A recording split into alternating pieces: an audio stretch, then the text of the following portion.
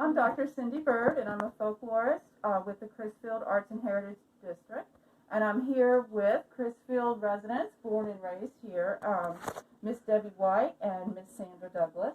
And we are documenting local artists and tradition bearers in a film series in honor of Black History Month. So Miss White is going to show us how to make her traditional potato salad. Yes. So I'm going to turn it over to you. All right. My potato salad, they seem to think that nobody else can make it like me. But it's very easy. Once I have my potatoes diced and cooked, and they have to cool real good. About how many pounds of potatoes do you start? Right here is like 5 pounds. Mm-hmm. So you fill them and basically let them cool and set. Then I do my little celery seeds.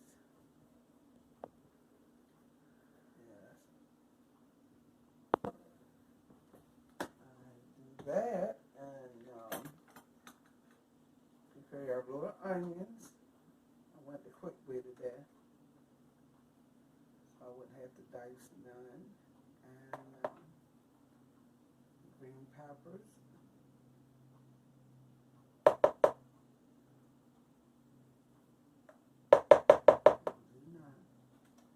Now cut up the eggs. Got about 4 hard-boiled eggs there. Yes. Got to have the eggs. Get the green pepper and onions cut up. Mm-hmm. Sometimes some people use celery, but I don't. And it comes easy for me because I've been doing this since I was about 12 or 13 years old. I noticed when you scooped in your onions, you didn't bother measuring an exact amount. You just did it. Because it's something I'm used to doing. Mm-hmm. My mother and father owned, they had a restaurant and a beer tavern. Mm-hmm. What was the name of it? Herman and Pico's. Uh-huh. And she cooked every weekend. When did they have that? When did they have that restaurant about? It was in the 70s, mm-hmm. Back in the 70s, mm-hmm. Yeah. That time. And then after things started closing down, she started doing a little food from home. Mm-hmm. And doing, different people would call in and she'd get it all restaurant. But I couldn't cook as good as she can, but I tried. So she kind of did catering. Yeah, she did. And I have a feel, because the people, that like the food I cook and everything. And we do it for a while until my health started failing and my back not staying as much as I could. But so when you learn to cook, do you feel like you really learned from your mom? Yes, my mother and my grandmother. Yes, they did a lot of cooking. Mm-hmm. And my grandmother, she was a roll person. She made rolls of biscuits every day. So we stayed, learning in the kitchen, watching our parents. Were you always interested in learning, even as a young person, or did you develop an interest later in life? I think I developed interest later in life because when I was coming up, my goal was I wanted to be a social worker. Mm-hmm. But that didn't happen. Things happen. Yeah. Childhood. Children, some babies, mm-hmm. And things changed. But I realized that my gift is cooking. Mm-hmm. I cook a lot of times. I live alone, but I cook so much food that people come in, Debbie, what you cook today? And I'm like, pick some plates, going down the line, going out. That's what I do. And at church, when we have functions, now that's the mother, the kitchen, but I'm the head cook and all. And that keeps busy when, the church was open. Mm-hmm. like functions and funerals and activities like Trustee Day and Women's Day and all that. Well, I'm the one be in the kitchen cooking. So when you said when the church was open, you're referring right now, like when people look at this later, because of the coronavirus situation that we're in, it's closed right now. Right. But when it opens back up, you'll be back there doing your thing. Yeah, I'll be back again for my thing. The church is still open, but the kitchen. So my main ingredients, a lot of people don't know, I use mayonnaise and Miracle Whip. You use both of them. Yes. And so it looks like that might be about a cup of each one. Yes. Maybe? Okay. I'm probably got to open some more, but we'll see. I have my Miracle So Whip. maybe that's a little bit of your secret there. You use a little bit of each. And mix that on in. Yes. On Fridays used to be like a soul food day.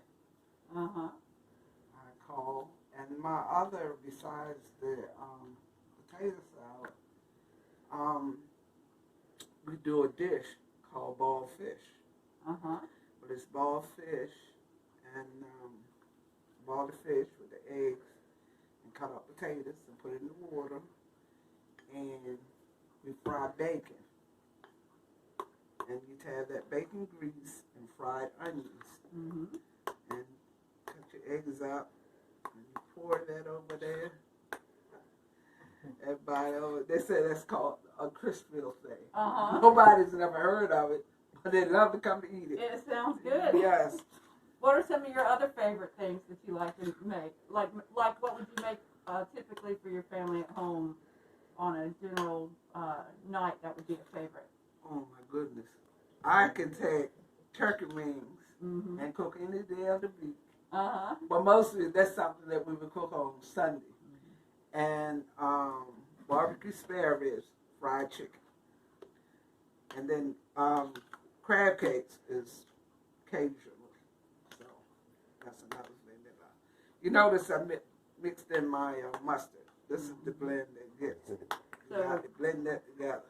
So you're mixing the condiments, basically your mayo, Miracle Whip, and your mustard in a separate bowl before you're mixing it in with the rest of your ingredients. Yes.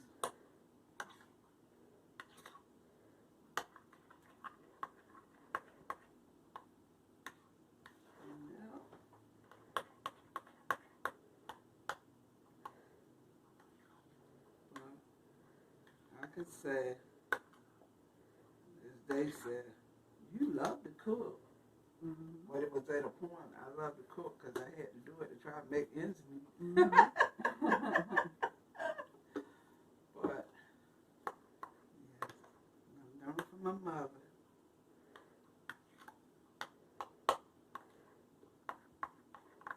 So do you have a big family to cook for, or did you have when you were younger? Well, when I was younger, it was 8 of us. So you did. So it was. My mother, she cooked big, and I think that's where I got it from. And they said, why you cook all that food and nobody here but you? It's just, it's in me. Traditional potato salad. So you've added about 2 tablespoons of salt, and now you're doing the mixing up. Oh, it looks good. Put a little sugar in there. Huh? Put a little sugar in. And I put a little sugar for to tame the mustard, the bitterness of the mustard. So there you have it. Debbie White's. Debbie White's famous traditional potato salad. It looks so creamy. Oh, I want y'all to try it. Oh, I intend to. So much that I can't cook anymore. I'll be 81 May, raising 5 children, but I was a crab picker. How many years did you pick crabs? From 5 years old till this summer passed. Oh my goodness! So I have a bad 75 hand years. now. I think I'm gonna have to give it up. And so you were the head cook at the church. Well, back in the day, yes, I kept everything together till Debbie come along. Another lady was doing it, overseer, but then she gave it up, so I knew Debbie was a cook, and she said she would do it. And you passed the torch. Yep. I'm there, but That's I what told they did. She said, what are you doing? I said, sitting right here. I don't have to do this no more. But I'll always be there with them. Sure. Mm-hmm. Well, we're glad to have you with us here. Mm-hmm. And we pretty well do everything together. We go a lot together. But Okay. Yeah, you drop. They're all mixed up.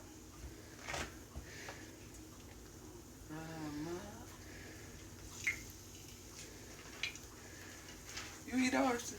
Mm-hmm. Told you I'm from Salisbury. I like the oyster. Oh, God. I don't like no crab. Now that's something. This supposed to be the seafood capital. We were. That one time. We were kind of. So you had your oyster batter and your oysters mixed up before we got here. Uh-huh. So what I'll do is see if I can get a recipe to share underneath our video for other people to try at home. We'll give people who want to try it at home, we'll give them a recipe to try. They might not be able to do it as well as you, but we'll give them a recipe to do it. Yeah. Some people don't really do it. Yeah.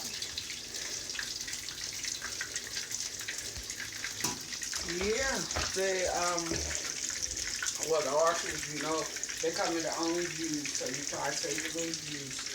And, I cut up an onion and put the seasoning and a little bit of baking soda. And just add a little bit of milk. And then you stir them right up. Baking soda, baking powder. Baking powder. Baking powder. Okay. Baking powder. Yeah, you stir them up.